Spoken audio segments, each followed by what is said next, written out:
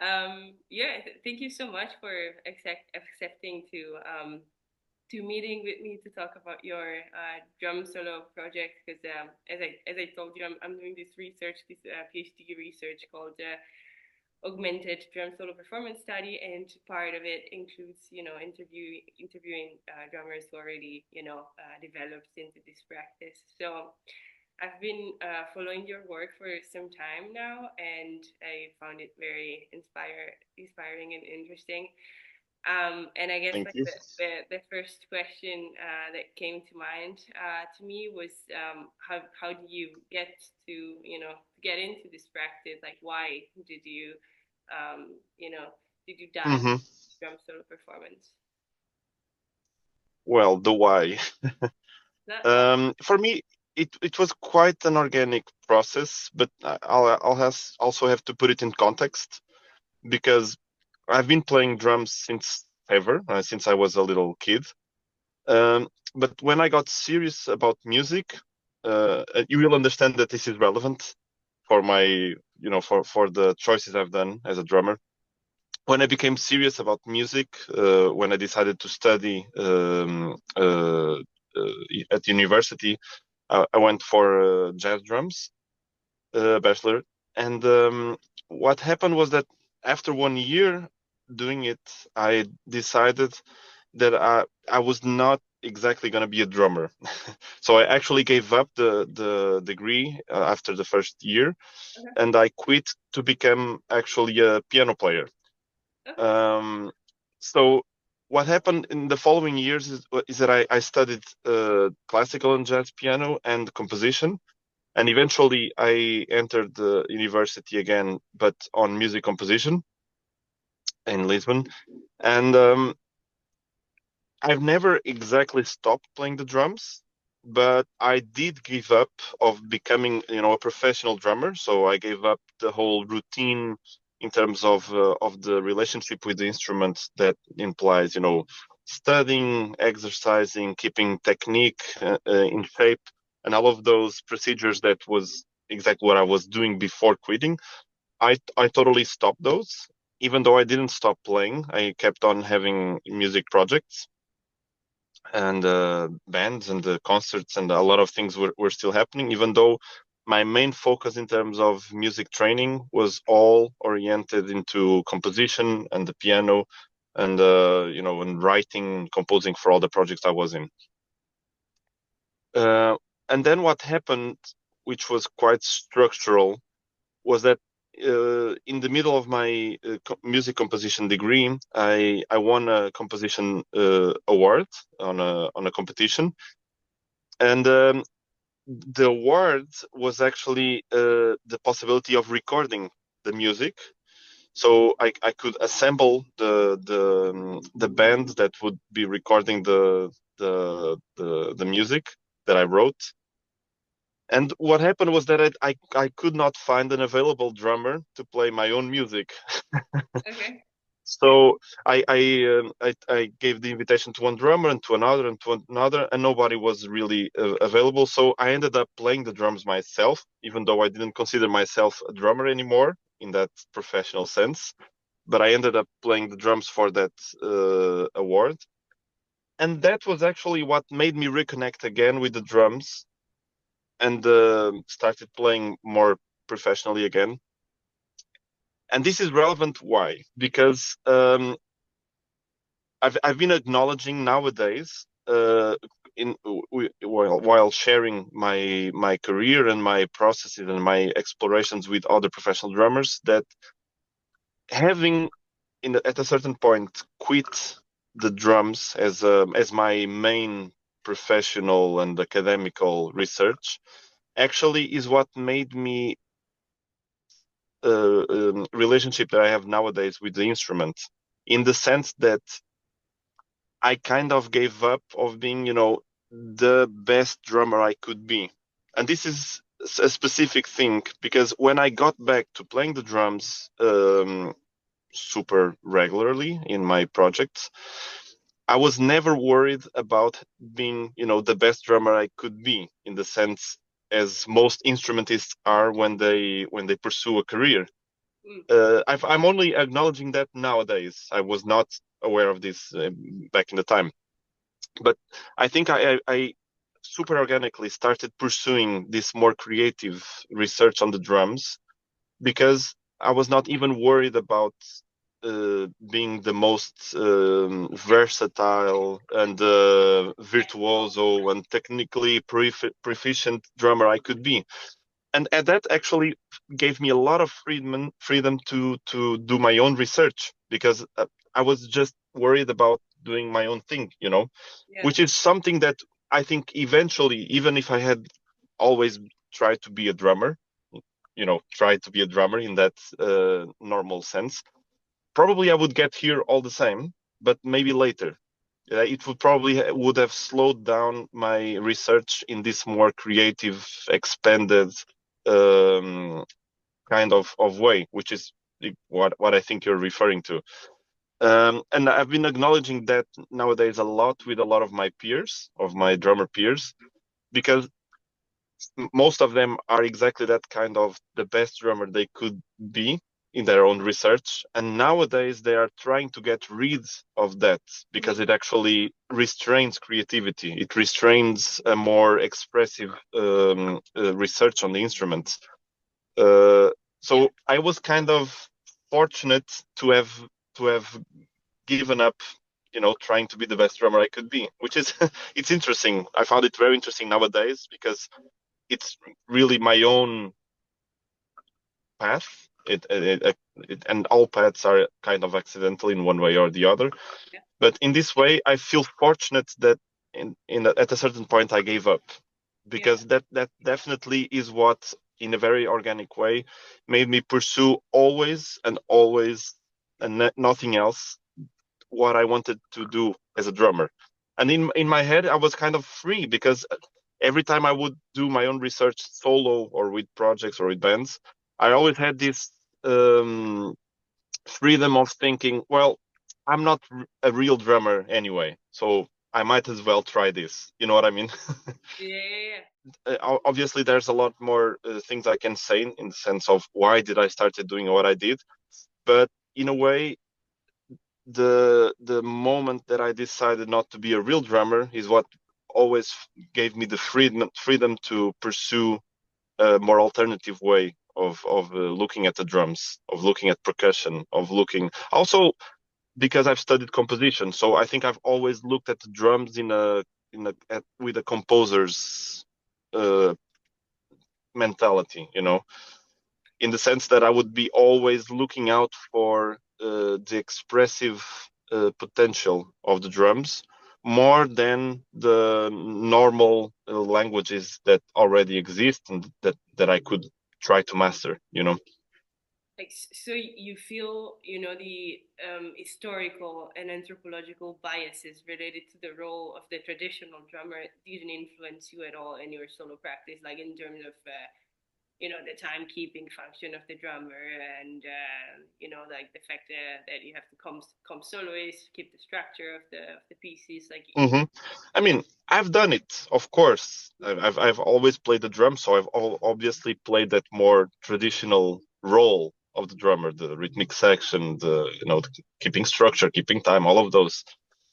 I've just never studied them in the more mature stage of my life. Okay. I've never studied. I mean, obviously I did for the projects, but not as my own, if I would have a routine of research, it would never be as an instrumentist in that sense. Yeah. When I would be in the drums, it would be always in a creative research more. Yeah. Wow, that's beautiful. Um, and and so, like, since we're, I guess, like, talking more about, the identity matter related to the role of the drummer, do you think, in your experience, there is a connection between the way you play and your gender or ethnical identity? That's also a good question. Yes, I think so.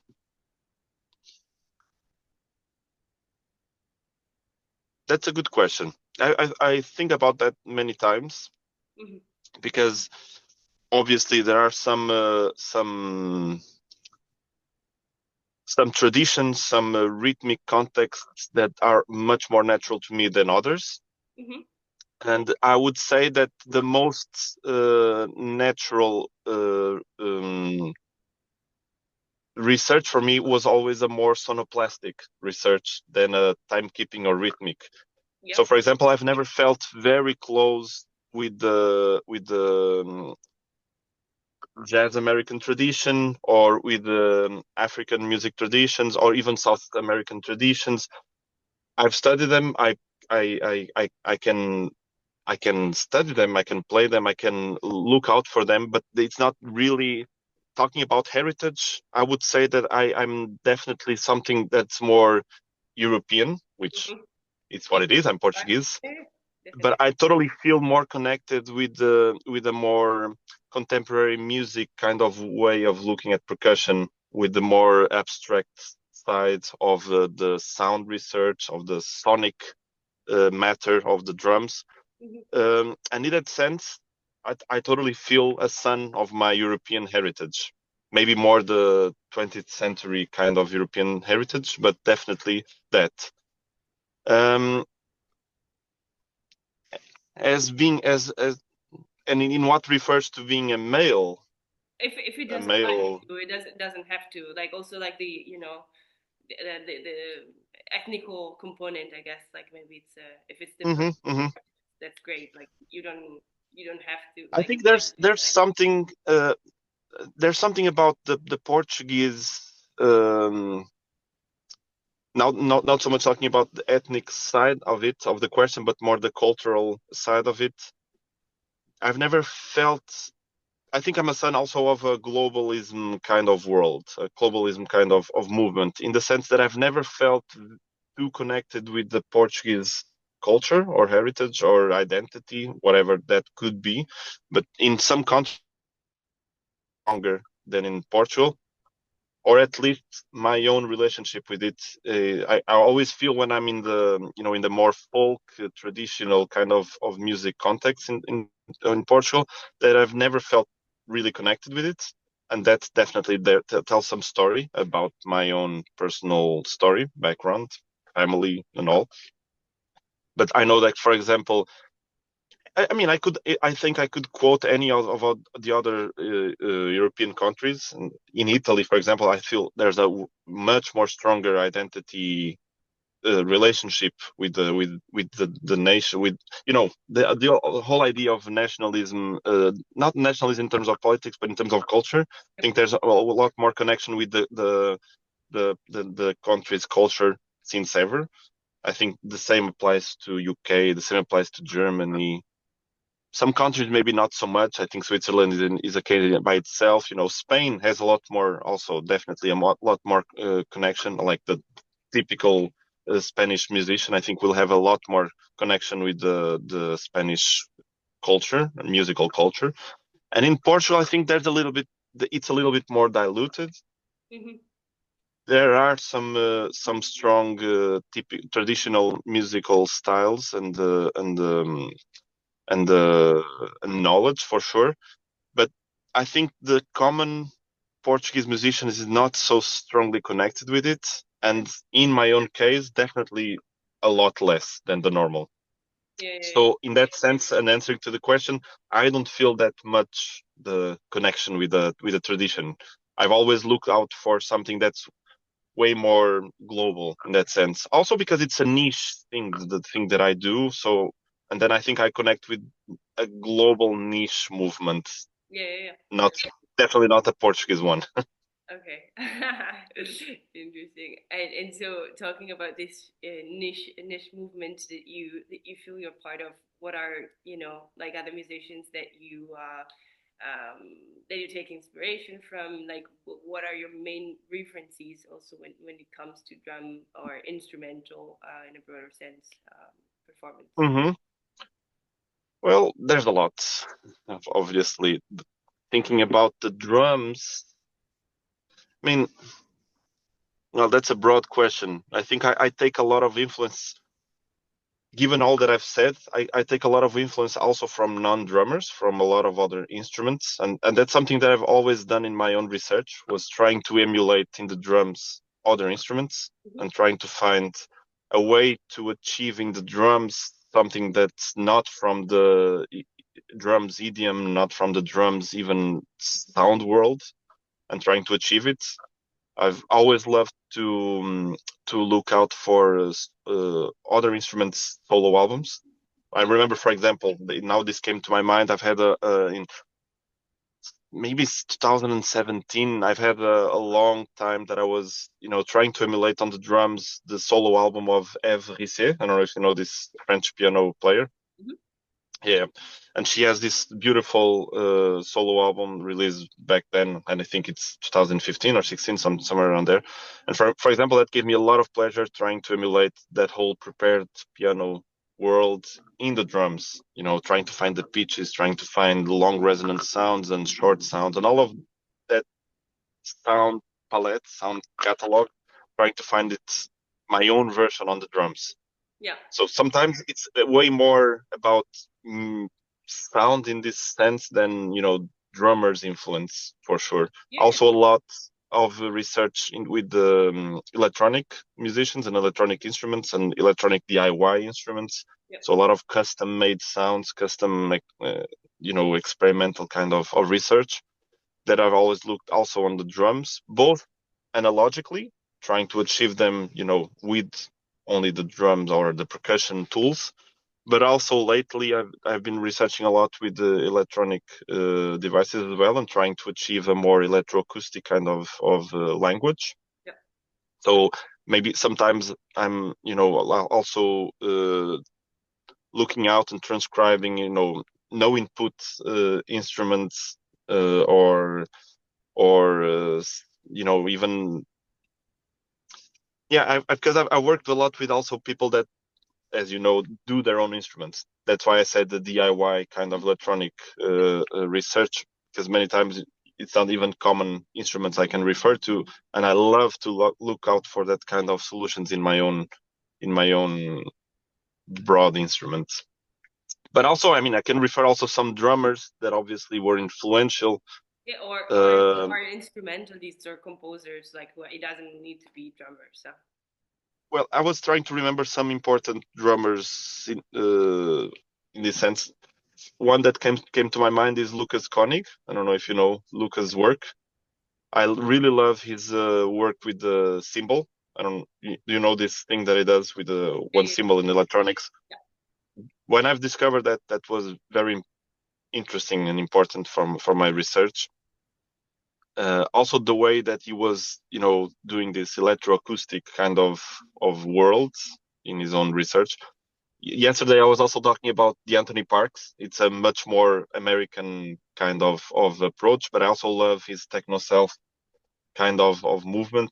Doing the whole electronic, analog, machine, human kind of research and manifesto. And obviously nowadays, Christian Lillinger is a reference that it's unavoidable. The kind of work he's been doing with Elias Temsider, for me, it's very important in terms of what improvisation and language uh, creation can achieve nowadays. With real time electronic production. Um, so yeah, I mean, Eli Kessler, for example, was also important drummer. Do you know Eli? no, I don't. No. Eli Kessler, yeah, I think he's based in New York, American. Okay. His first album in 2016, I think, also was. I don't know if it's first album, but at least the first album I got to know of him solo was also important. In this sense of electronic music and drumming coming together. Um, I mean, there's a lot Yeah, more. I'm yeah, just that's trying to remember the first things. yes, that's already a lot. Yeah. And like talking to like going back to what you were saying about Yves Risser, I've read a bit like the text you wrote about this Zero Form album you published in 2020, and I found Sorry, the what album? Zero With Forms your solo Zero album. Fun, yeah. Yeah, and I found very interesting what you said about sharing musical spaces with other people and discovering new things from others. And so like it felt that you were implying that sometimes like in some of the the pieces you compose slash improvised, you will tell me about that. Um, like this works really comes from um, a re-elaboration of like things or compositional improvisational techniques you learned from specific people. Um, Hmm. and so I was interested in to know in knowing if like each track of the album refers to a specific person in this sense or if Okay. Yeah, yeah. What happened with that album? I think it's something that I'm realizing it's gonna be cyclical in my life because nowadays I'm feeling the need to go for a second album like that. And what it was back then, and it's gonna be now, hopefully, is not so much related to just a single person necessarily, Mhm. but what I felt back then, that was in 2020, it was a little bit before the COVID pandemic. Um, I was feeling the need to register somehow, to crystallize somehow a lot of the ongoing researches that were happening in my life. So they don't refer exactly just to one person or to one moment or to one band or Yeah. it. I was I was realizing that throughout a lot of different bands, a lot of different impromptu moments, also like first time connection with other musicians, improvisation, and that hybrid world of composition and improvisation. I was playing a lot with a lot of my idols also for the first time in those years. For example, with Evry C, I had played with her in 2019, and for example, also with Mark Dresser, Mm-hmm. the double bass player. Both of them were really important for me because I really love their sonic world. Mark is I love the double bass as a sonic instrument, and Mark Dresser really like Scott Anivio, for example, the composer. They really make a incredible research of the sonic potential of the instruments. And having played with them, having seen in front of me a lot of those resources going into places, and having played what was happening back then in on all of these different contexts is that while I was playing, and that's what I refer in that text, Mm-hmm. while I was playing, I was feeling a lot of times this magic moment of accessing some kind of sonic gesture, some kind of sonic possibility that I really didn't know how to achieve.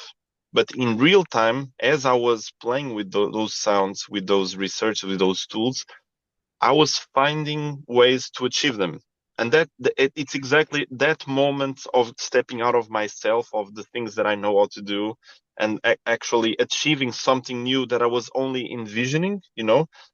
That's exactly the moment of breaking something and achieving a new dimension and a little new step into something new that I find that I was finding very magical and recurrent.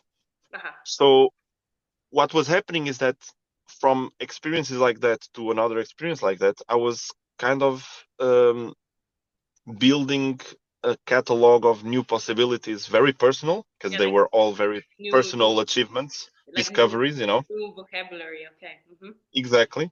Okay. And so that album came out of my need to somehow, organize them. Just at least organizing them to myself, making sure I would not forget them, making sure that I was acknowledging their existence.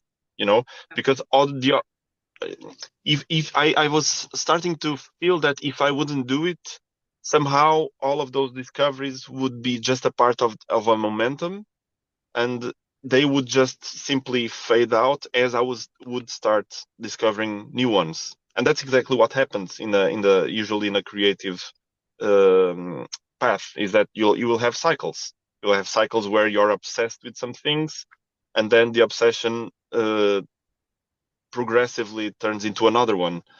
And as a drummer, finding all these tools, they were so exciting. I was really feeling the need that they would not, get away from my hands, because there was so much more, such new information, and I was realizing this is not gonna be it. More will come, and it will turn to something else, as it is nowadays.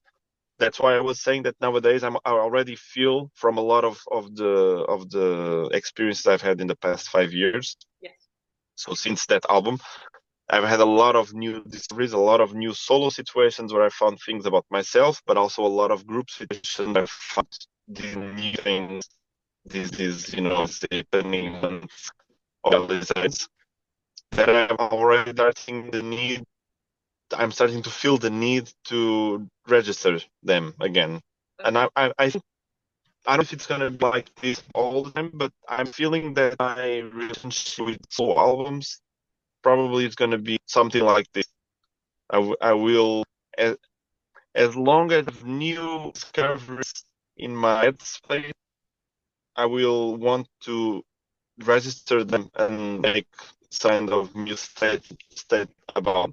So what happened zero are where I simply look at like a lot of records or memories I had of these tools, and I lay them on paper in the sense that I would have a visual image for them, like see them first time, even do it for just things that pop out when I'm playing, instead of look them and listing and acknowledging what tools are they, how they relate to them, and that it was just by organizing them, I got into these little pieces, because I just organized them by nature, by there were some that was more that kind of gestures, and others that were more the other kind of gestures, and it's how I came also with the names. It's really a little, not a literal, but a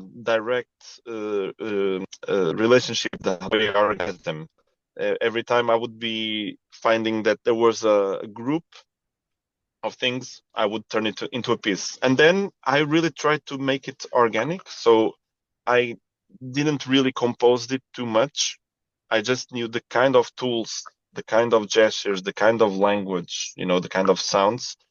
And then I tried to keep it a real improvisation on the album. So I really just organized, and then I had them in mind, and I did a lot of takes, and I just selected the ones that are on the album. And I know that a lot more universes like that were kept outside. So even then, the album could have been longer. Yeah. Yeah.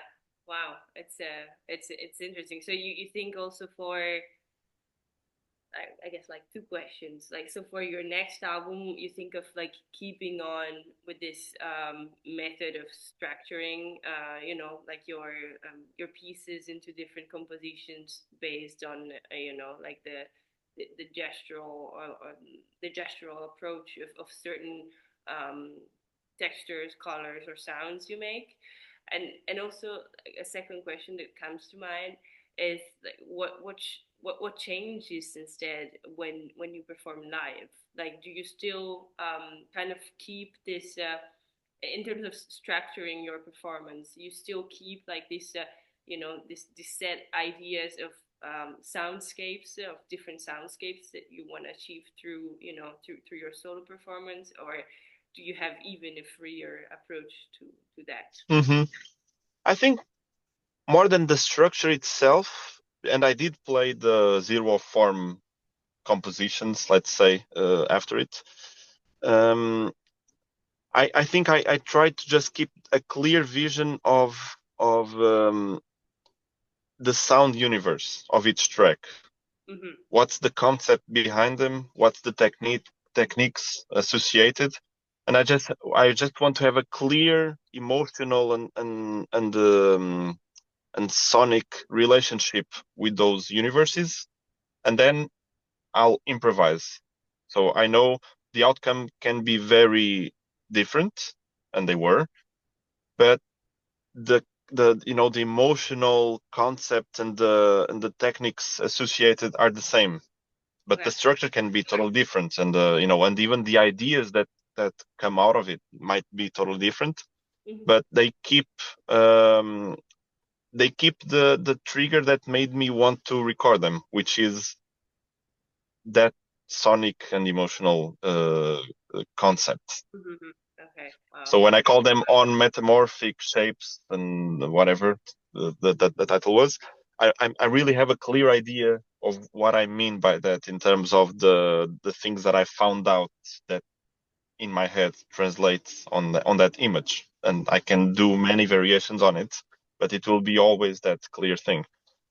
And talking about your first question, nowadays there's a lot of new discoveries, so they also have different shapes, and I think what I've been feeling now is that for my next solo album it's more related with specific moments. Because I've realized that in these past 5 years, every time I had opportunity to do a solo performance, I had a different kind of things in mind, and for that solo performance, I've put a lot more research on it, and I have experimented, and I created this little universe. And then on the next solo performance, again, I was experimenting with some other stuff coming from other projects, and then I organized it. It's like I've already done a little bit of the pre-organization procedure that I've done for the first album. In this case, it's already done. I kind of organized them as I was doing solo performances. Mm-hmm. So now I can trace back that in that certain solo moment in 2022, I was exploring that kind of stuff which I've never recorded. And then again on 2023 or 24, I've done another solo um, concerts that I was exploring even another set of ideas which I never recorded. And nowadays I'm feeling the need to going back to all of them and putting them in audio and video, so that I once again so that I register this stage of life. Yeah. And I think it's going to be like this, like cycles of explorations. Mm-hmm. And so, how do you? What's your process of like fixing these ideas? Like besides writing them down, do you also use to, I don't know, record yourself and understand, like use that process to understand what you could implement or do better? Yeah, of course, of course. Yeah. Also, sometimes to be able to define the ideas more clearly. Mm-hmm. Um, because if I don't do it, I will only rely on my own memory of them, Yeah. and that might be a little bit more vague, even though more open in Yeah. terms of possibilities, which also pleases me. So I tried to write them down, tracing back to some of specific video or audio recordings. Mm-hmm. But definitely, in this case, I don't want to over specify Okay. in the sense that I don't want to kill possibilities inside those little universes. Yeah. So I want to be very clear in terms of what are my set of options, my set of tools, but then I want to keep open relationship with them. Yeah. So it will. I don't think it will ever become a really structured composition, because that I already do in other kind of my researches. I do that with a lot of my projects. I love to compose and I love written music as well. But here we're talking about another side of my research that I really respect, which is pure improvisation. Mm-hmm. How I relate with real time composition as a process of self knowledge and self reinvention. Mm-hmm. And that's why I want to keep it open in a way, because I don't want to have a lot of closed answers, because I actually want to reinvent myself. And if I close it too much, if I have a lot of certainties, then it's just gonna be that and always that, Yeah. Yeah. Yeah. you know. Yeah. Wow. And I had one specific question on metaphor on metaphor. on metamorphic, sorry, shapes and cycles. It's a track where you use vibrators or maybe little engines on cymbals, or is it just Yeah, vibrators? yeah. You also have little engines or motors of some kind. It's mostly vibrators, I think, a lot different kinds. Mm-hmm. But I think then, because nowadays I'm using some other stuff, but back then it was only vibrators.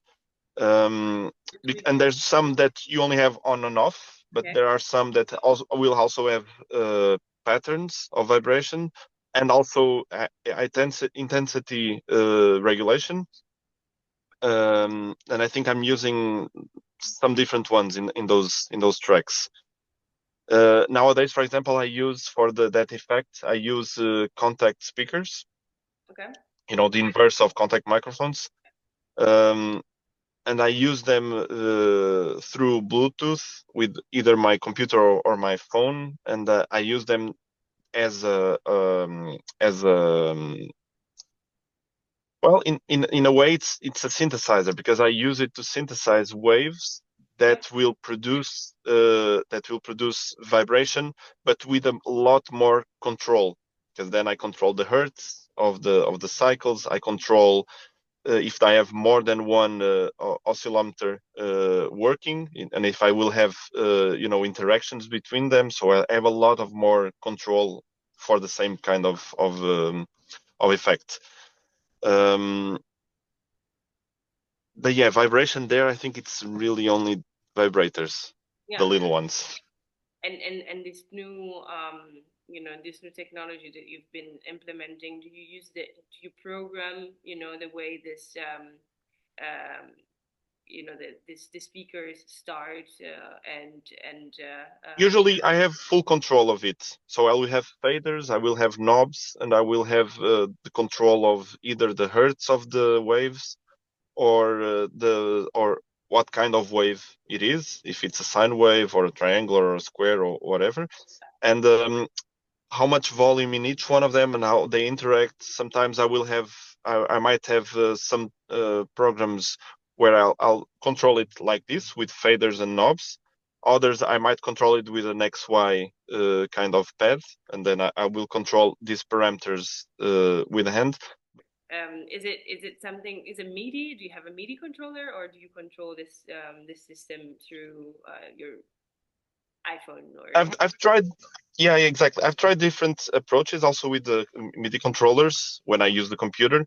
But lately, and since I felt that I had all the control that I wanted, I've been using the phone directly, and Mhm. this way I don't need a computer when I'm on these improvised music situations. And so I control it via Bluetooth, and I have different apps which I've been trying. Some are just frequency sound oscillators. So you sometimes usually these apps are even used more for acoustic research more than music because they really just generate audio signals when you want to tune a PA system or when you want to try and analyze a certain acoustic environment. But I use them so that I have all the control with the hertz and the kinds so I use it as a synthesizer pretty much Yeah. because then I use it to produce vibration either on the skins or on the cymbals or on other objects, Yeah. which is perfect because the contact speaker, it doesn't produce sound through air, so it always needs a membrane. Yeah. It's like half of a speaker of a normal speaker. Yeah. Then I use the different parts of the drums as a membrane, and I can then I can explore different nodes, different ways the whole skin uh, reacts. So the whole behavior, the whole acoustic behavior of a skin, because it's not the same if you put the contact speaker in the center or if you tilt it a little bit to one. There will be nodes, and then Yeah. you feel that the whole skin reacts with different behaviors throughout the skin, and that creates a lot of beautiful acoustic phenomena, which I love to explore. Yeah. Um, but that sometimes I also control it. Sorry, I was just going to say that sometimes I also control it with an XY pad as a more normal kind of synthesizer, and then I'll just change what the X and the Y mean. yeah. Sometimes it will be pitch, sometimes it will be the type of sign, the type of wave. Sometimes it will be volume. Sometimes it will be modulations inside of it of the type of sound. Yeah. And do you use it to self amplify your sound as well? Like, so your sound becomes like the source, and it's like the Mm. drum becomes the source and also the amplifier, right, of your sound. Or you also have like external amplification for the drums. No, no, no. This I use as a truly electroacoustic phenomenon. So the drums are the amplifier, Okay. truly. And lately, for example, it's also going to be one of the things that I will put in this new solo album. I've also been dealing a lot with amplification as a tool. Mm-hmm. So sometimes using a microphone and really close miking as a way to access a more invisible side of the drums and the cymbals and the whole instrument, because the way I mean, we have all felt it when you put an ear very close to the cymbal or to or to the skins, Yeah. to the heads, you will actually access a lot of information that doesn't cut through, so the microphones usually don't really catch it, and that becomes a synthesizer on its own world, which I've been loving to use as an instrument. So lately I've been giving a lot of these concerts with a microphone as an instrument. Mm-hmm. Uh, one It's of the solo concerts I've done last year, I've also put microphones on the hi-hat hardware. yeah. Um, I took out the cymbals from it, and I've used just the rod, the metallic rod in the middle.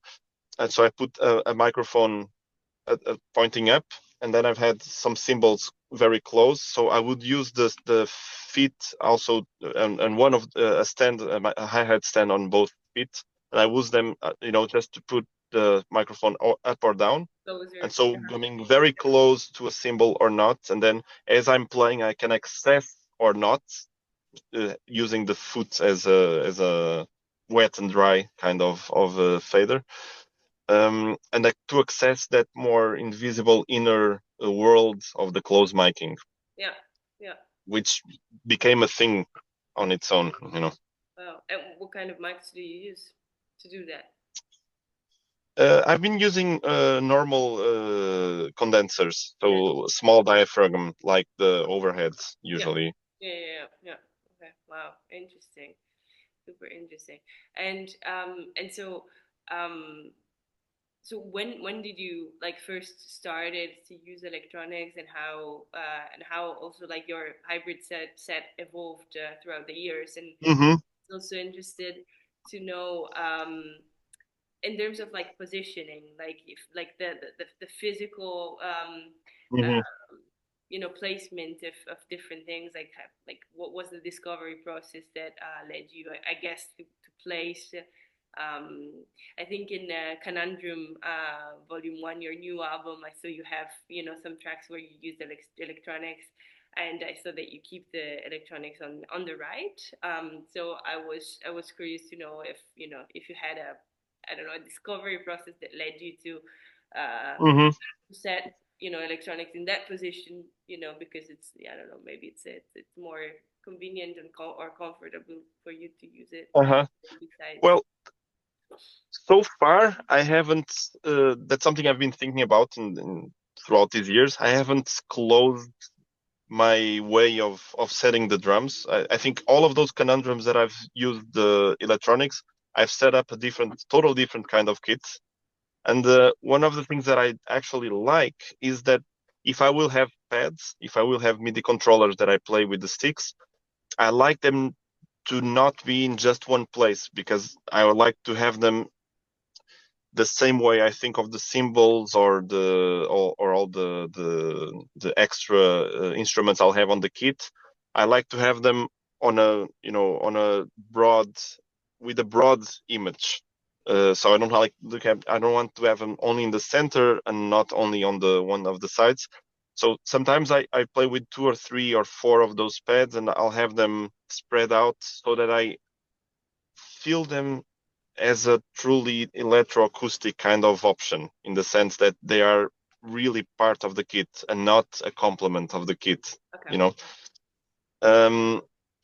so I've also played in some of the editions with electronics also on my feet, which I'm not doing that so much anymore.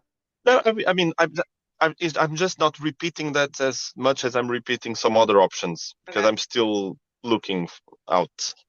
But I've had both expression pedals and also switches to turn on and off kinds of different things. I also have this more electronic kind of. I have this Murris. I don't know if you've seen this project. It's a duo with a trumpet player, Yeah. where that is maybe in the bands the one that I'm more in a more electronic research. And yeah, more. So it's always electroacoustic, but then there the electronic is a little bit more present. Not so much on the album, but on the concerts. Yeah. Um, because the album actually is very old. The recording is like from 2020 or 2021. Um, but I was gonna say how I started. Well,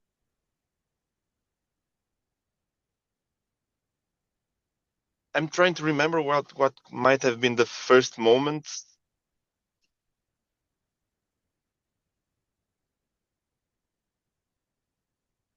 It kind of comes me back. Maybe the first important one was the more experimental noise duo that I had with João Carlos Pinto. He's an electronic musician and composer that's in some of my projects. And we had a duo that was commissioned to us in 2019 called Cacomil. And in Cacomil, he was doing a lot of DIY custom made instruments, and I was playing with the drums.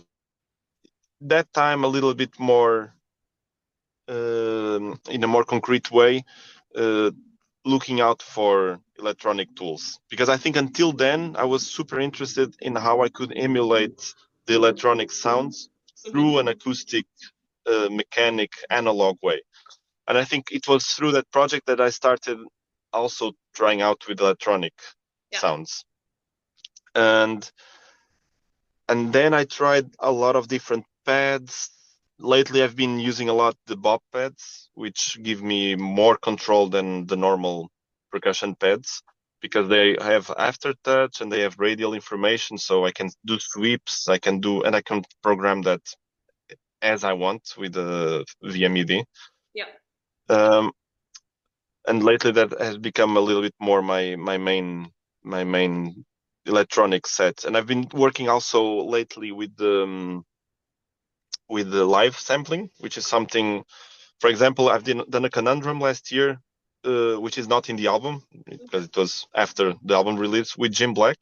We Okay. played duo, and he used a lot of electronics, and he had a great selection of electronic tools, which he has nothing recorded with them. I hope he records that one day, because it's really great the options he has with electronic speech. Wow. And since his electronic world was so full already, I decided on that concert only to use live sampling as my electronic kind of options. Mm-hmm. And so there I used also a microphone, but not so much to play with it, even though I also did, but to record what was going on in terms of drum uh, dialogue. Yep. And then I was using actually a granular synthesizer kind of tool. It's not really a granular synthesizer, but it's oriented to that effect. So I could select the program was always recording, and I could select the last seconds of recording, Mm-hmm. and then I would select the size of the grain and all of those kind of granular options. Yep.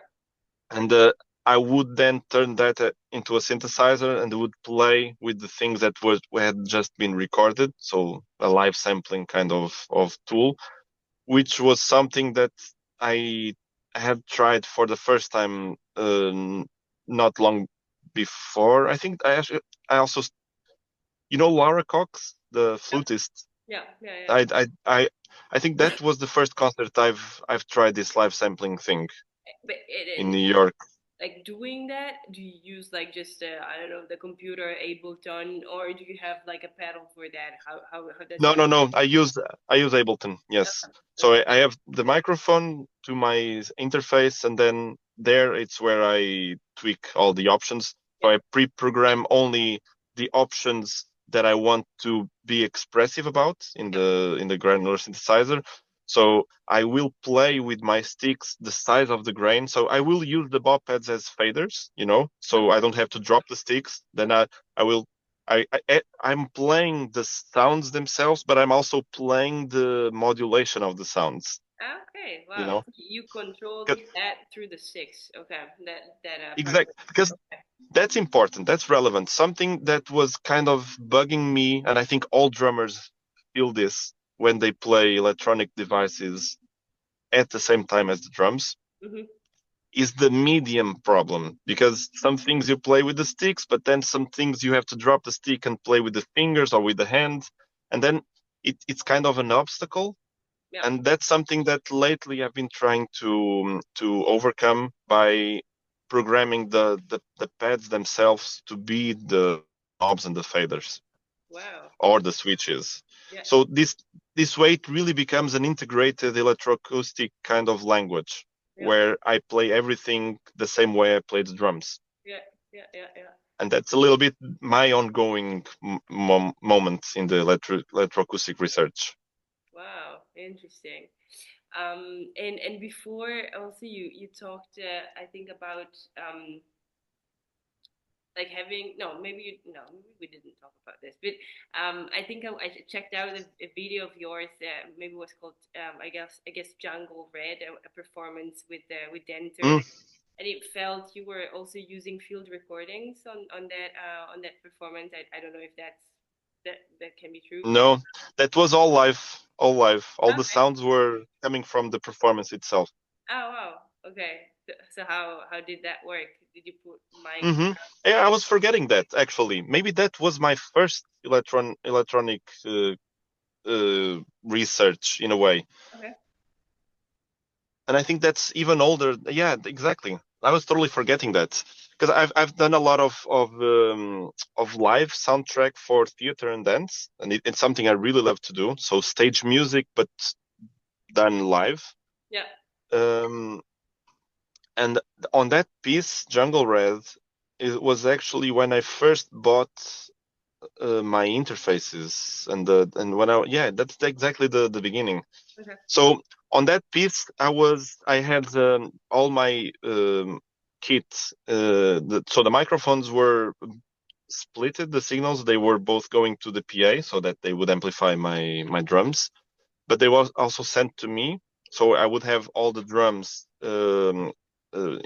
with potential use for electronic, or either sampling or manipulation effects, all of those. But I also had the dancers themselves being recorded and sent to me. So I had microphones pointed to the dancers and to the stage and to the body sounds and to the stage sounds and all of those. And I would use them and process them like sampling or live signaling and process them live. So I would have the faders either to give them volume or not. Yeah. It was not always on, of course. And sometimes I would use that in order to emulate certain kind of sounds, like I remember that there was bird sounds and that kind of. Yeah, I But heard that was bird all. sounds and I was like, I mean, that must be a field recording, and it said no, it wasn't. I Wow. was using the sounds from the performance in order to make it sound like Wow. specific things. Yeah. But I would have to see that again to remember exactly all the things I was doing. But I remember that was the challenge, Yeah. Yeah. and Yeah. I really loved it. To That was a very exciting period because I was really finding a lot of new things one after the other in terms of electroacoustic real time decisions. Yeah, yeah, yeah. Wow, wow, interesting. And so, in like in terms of samples, like do you use some pre-made samples, or like like your process is pretty much, like real-time manipulation? Um, so yeah, it's a mixed thing. As I said, actually I didn't say it yet, but now 2025 is the first time that I'm actually forcing myself to fix, not to fix, to determine to close electroacoustic set. Because until now, I think every time I had a project with electronic or an improvised music concert with electronics, I always tried a different setting. Always. I think I've never repeated a setting, a setup of the drums and electronics.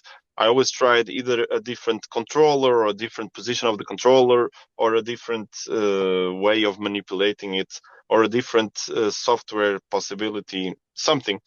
Yeah, And I'm glad I did it because I all the time that I did it, I was expanding possibilities. I was finding new things, but at the same time, I've never let them go further than the first attempt. You yeah, know, but I'm glad I did it because now there's a lot of things that definitely interest me more than others. So I'm gonna focus on those, and I'm gonna develop.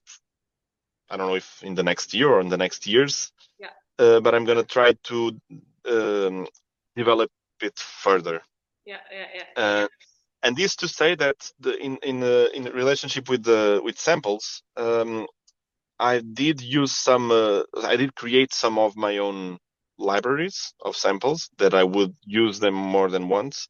yeah. But most of the time, I was more interested in that the samples were also coming from the live moment. The performance. Yeah. Mm-hmm. Yeah, Nice, nice, cool, cool. And I think I have one last question related to like the use of electronics. I saw um, a video I think it's like 2019 where you were playing drums and electronics. I think it's called Solo Drums Percussion Live Electronics.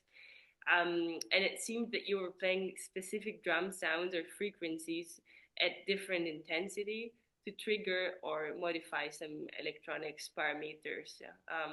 Do you think that was already using you were already using pads at the time, or was it a different, like, are you also you'll have to you'll have to remember me which video is that or it's called Solo Drums Percussion Live Electronics. It's probably a live from 2019. Like it feels that like you're hitting some certain spots of the drums like harder, and that kind of produces or like a change of parameter in some other.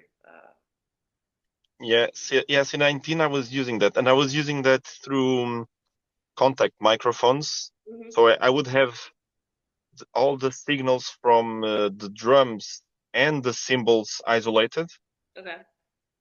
Not all of them, but a lot of them. A lot of the cymbals and a lot of the heads. I used these what they were called Yuko microphones that you can integrate on the inside of the shell. It's really designed for drums. Okay. So you'll have a preamp that holds on the hole, on the breathing hole of the drums. Yeah. Then the piezo will go inside, and then you'll have a more worked sound. Yeah. And then I was using normal contact microphones, so normal piezos underneath the cymbals on Yeah. the bell, So I would have isolated signals from each instrument of the drums. And I remember I was working exactly like that with sine waves, sometimes more complex waves, not only one sine. Mhm. And it was reacting, analyzing the way I would play. I had it reacting I think I was only had they were only reacting back then with to the intensity, to the attack velocity. But the thing is, since I had the different instruments isolated, they all would react in a different way. So it was not analyzing the whole drums as a one block of sounds. Yeah, So the result would be a little bit more dynamic and complex yeah, than the normal thing that would be a sound analysis. yeah. So were you programming that, or did you use like what like did you use Max to program that, or what kind of DAW? Back then, I was using some Max patches, but I did not program them myself. Mm, I was using, since I did the composition course, yeah, I had a lot of contact with composers and yeah, programmers that dealt a lot with the pure data and Max. So I had a lot of patches, and I was trying them out. I yeah, don't even recall which patch I was using for that back then. yeah. Cool, cool. Um, and going back to what you said about the contact speaker, like in in that research, do you have somebody you work with to build these instruments, or you build them Actually, yourself, not. or No, these contact speakers, they are nowadays, oddly enough, they are a very common tool that you can buy because it became a TikTok trend. okay, well, You know, yeah, so if you search for, I don't know how exactly how you have to search, but it's like I don't know. It should be something close to contact speakers, but yeah, yeah, yeah, people actually use them, with I don't know how you call ventos, but you use them just to make surfaces like a shower yeah, yeah. or a glass It's to turn it into a speaker. yeah, yeah, yeah, yeah, yeah, yeah, yeah, So you have a lot of different brands and a lot of different options, all very cheap, yeah, and they're all wireless, yeah, Bluetooth, I mean, so that you can use your phone. And it became very handy because then I could try a lot of them, and there's some that work better, obviously, yeah, than others, yeah. and it's very handy nowadays. Oh, nice. Um, yeah, yeah, thank you so much. I guess I got to my final question,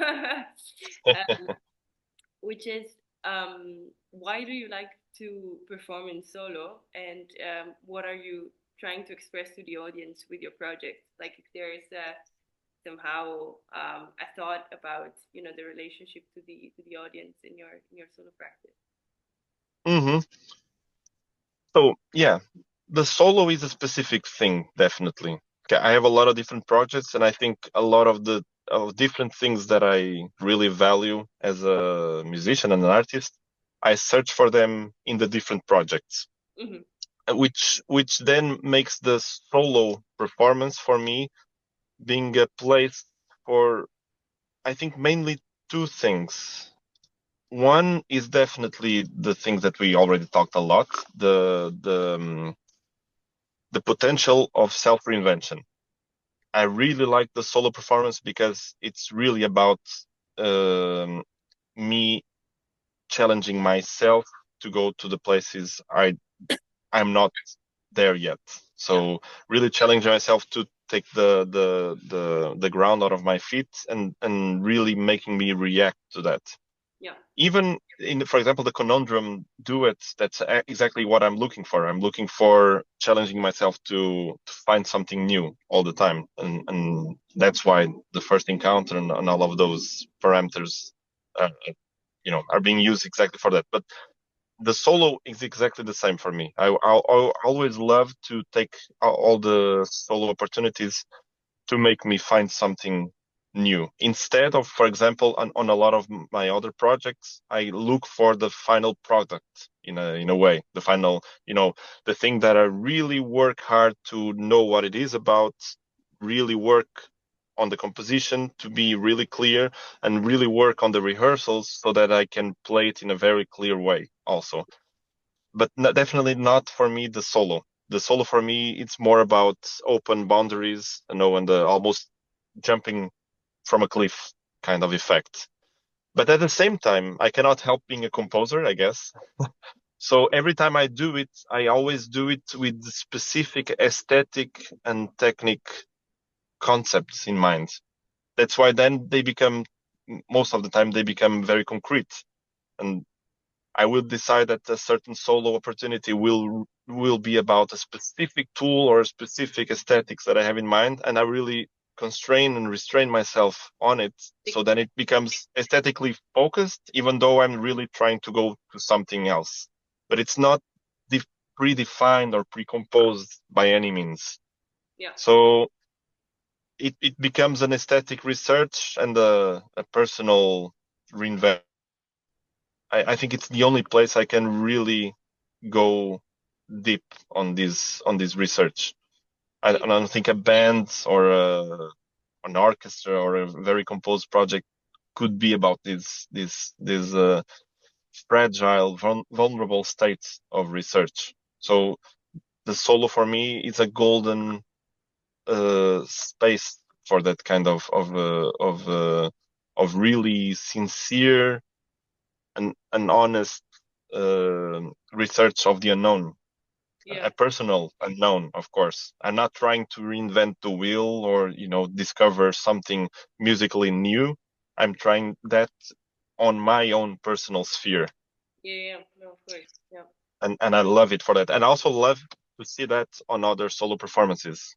Mm, beautiful.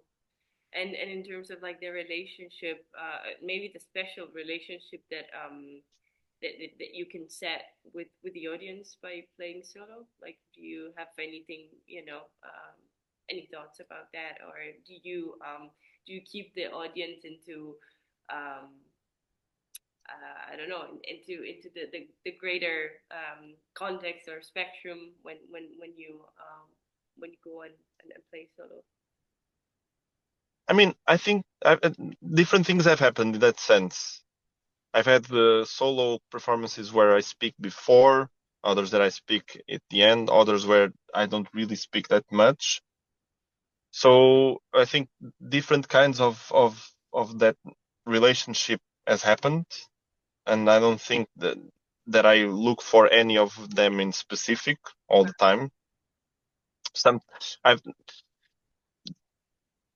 there's um, a specific opportunity that tends to repeat itself, which is when I perform solo after a master class, for example. Okay.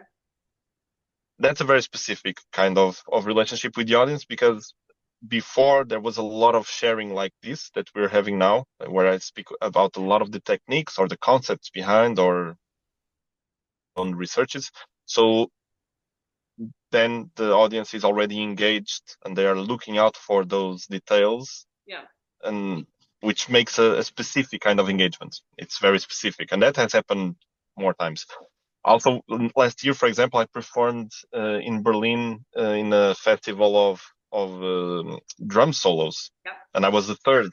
That was also very specific because the audience was there for a night, for an evening of solo drum performances by very specific drummers that were presenting very different kind of proposals.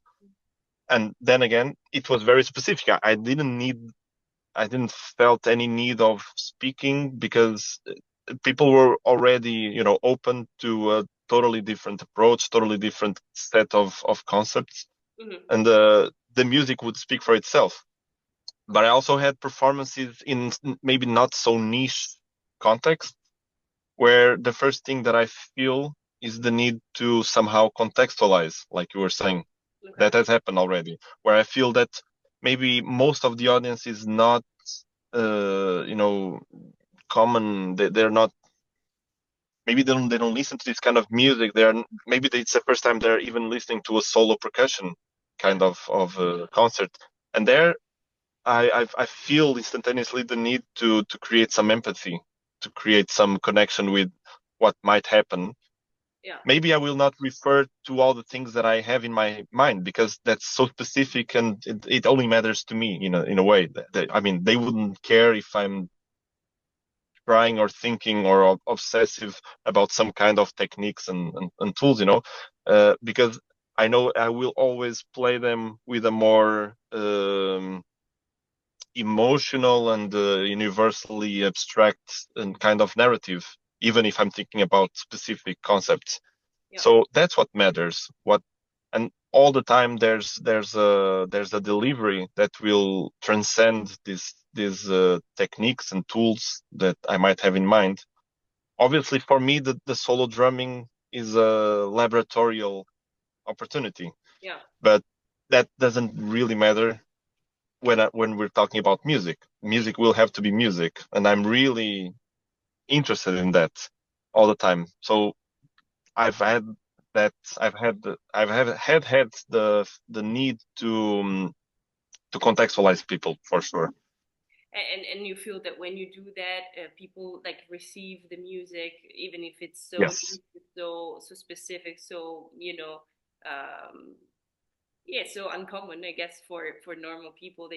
They still can read through it and find like a place of um, a way of understanding it and resonating with it. Yes, definitely. So I mean, and then it depends on I'll be doing, of course, because maybe the proposal in that specific moment is a hyper minimalistic one where people will really have to be aware of the single Detail. tiny Yeah. detail, Yeah. and I might I've had that I might feel the necessity of not warning, but um, already pulling that kind of energy out of them before I play. Yeah. Like I will engage with them in trying to invocate, trying to gather some of that energy out of them already beforehand.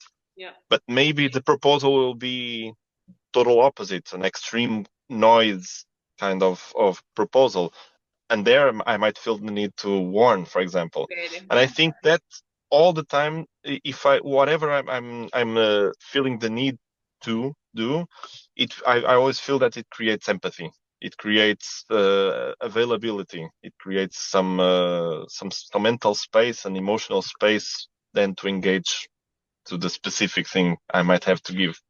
Yeah. But I mean, it's very relative because in many other contexts, I look around and I totally feel that I don't need to say anything, and there, the mystery is even better.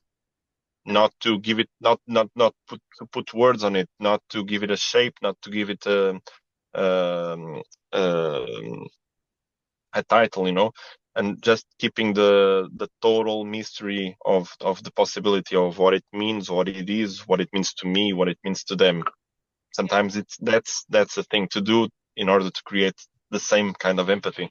Yeah. Yeah. So it totally depends. I think you always have to read the audience, and the solo performance in that sense might be a little bit more specific than the typical band Yeah. because I think there's a more intimate potential than with the band. In the band, you're always defended by the human bond that's already on stage. Those bonds can already defend themselves. They're solid. It's a structure by itself, an emotional structure. Yeah. When you're solo, you really have to connect with all those people. You only have yourself to rely with, so it's a more vulnerable and intimate space, which I really love in that sense. Yeah. So these questions gain a little bit more importance when it's solo, I think. Yeah. Yeah. Yeah. Yeah. Cool. Yeah. Very interesting. Well, thank you so much. If you feel there's something that we didn't touch upon that you wanna, I don't know, that I didn't think of asking, that you feel it's relevant. No, I mean I was totally open. That's why I said I didn't even want to know the questions. Whatever it was, Yeah. that Yeah. was your. To keep it very spontaneous. Yeah. Yeah. I loved it. Yeah. Well, thank you so much for your honesty and your time and your help. Um, you know, um, and your helpfulness with answering to all the questions. And yeah, I've made good use of it. Thank you so much. Really, it's an honor. Because many times we do this kind of research and the albums and everything, and it's a very personal need to do them. Yeah. which then it even surprises me that it matters for someone else, even though obviously music it's all about Yeah. connections and In the area, of course. Yeah. but Beautiful. it still surprises me. So I'm really glad that you connected with it. All right. Okay. Yeah. Well, thanks so much. And yeah, I guess I wish you to have a good evening. And yeah, maybe I'll see you around soon. Yes, I hope to yes, come catch you perform somewhere. yes, definitely. And when you have the whole master thing, the thing you're working on, when you have it done, I would love to read it or see it. Yeah, yeah. I'll send you the PhD thesis once it's done. Definitely, definitely. Thank you. All right. Okay. Have a great night and a good week. And yeah, Yes, talk you soon. too. It's a pleasure, Francesca. Bye. Thank you so much.